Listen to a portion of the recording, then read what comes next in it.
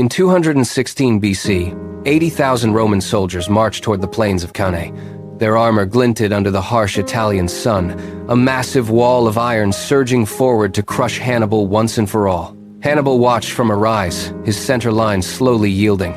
The Romans roared, pushing deeper into what they believed was a retreating enemy. Their swords were held high, certain that victory was within their grasp. Suddenly, Hannibal signaled. His elite infantry swung shut like a massive gate, locking the Romans in. Simultaneously, Carthaginian cavalry slammed into the rear, sealing every exit. The Roman formation collapsed into chaos. Soldiers stood pressed so tightly they could not even lift their weapons. For hours, the ground turned red under the relentless press of blades. By sunset, 50,000 Romans lay still. The Republic's greatest army had vanished in a single day, yet Rome did not break. They forged new blades and prepared for a decade of total war. But how did Hannibal reach these gates? He had already achieved the impossible, leading war elephants across the freezing peaks of the Alps. Before a single Roman soldier takes a step, the speculatores move. These elite scouts leave camp under the veil of night, long before the legionaries wake. They are the unseen eyes of Rome, drifting into the cold darkness. They ride into the silence of enemy territory, where every shadow holds a potential threat. A snapped twig under a horse's hoof could betray their position. They scan the dense forest line, searching for the glint of iron or the smell of wood smoke from a hidden camp. In this silence, a single mistake means death. They watch, they wait, and they learn the enemy's secrets. If they find an enemy force, a messenger gallops back instantly. A single scroll delivered to the commander shifts the entire army's path, preventing a massacre. As the first light of dawn hits the horizon, the scouts slip back into camp, exhausted. The path is clear. The legion prepares to march. But the danger is far from over. As the main force begins to move, another group steps forward to take the lead. They are the shield and the sword of the empire. They are the ones who will meet the enemy head-on. Meet the vanguard, Rome's first line of death. The forest canopy swallowed the sunlight, leaving only long, jagged shadows across the path. At the front of the Roman march, Marcus wiped sweat from his eyes and gripped his spear. He led the vanguard, the army's first shield. Behind him, 50 men moved in absolute silence. Every broken branch was a warning. Suddenly, Marcus raised a fist. The unit froze. 50 meters ahead, smoke curled lazily from a hidden ravine. It was a trap. Marcus gestured to his scouts. They vanished into the brush like ghosts, moving into the heart of the danger. A muffled shout echoed.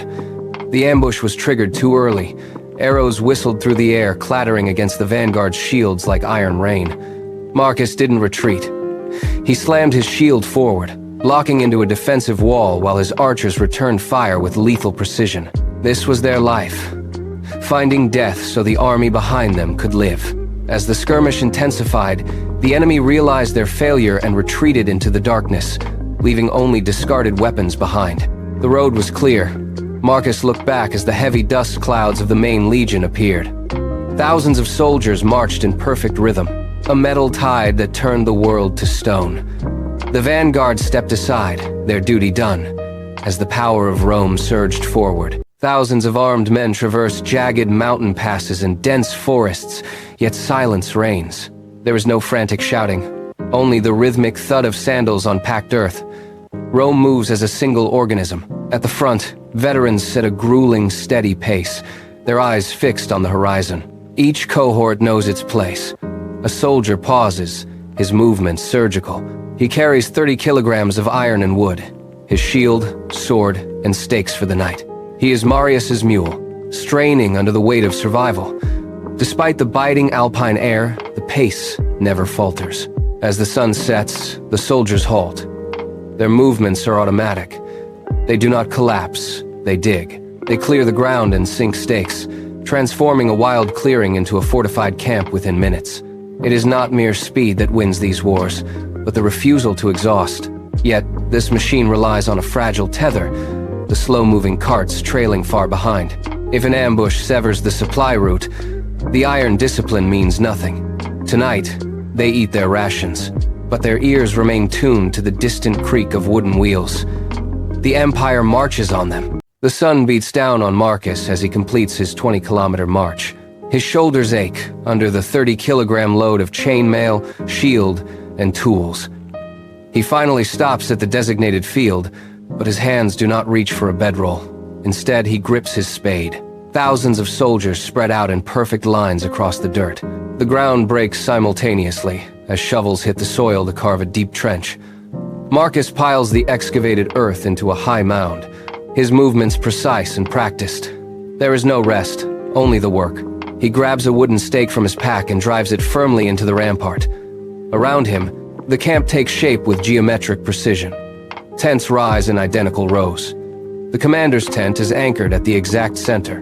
Guards march to the gates while others lead pack animals to their specific zones. By dusk, a fortress stands where only grass existed hours before. It is a miracle of engineering, born of sweat and iron.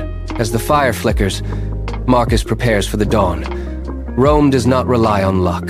It relies on the shovel and the wall. Could you endure 1 week of this life, where every sunset demands a fortress?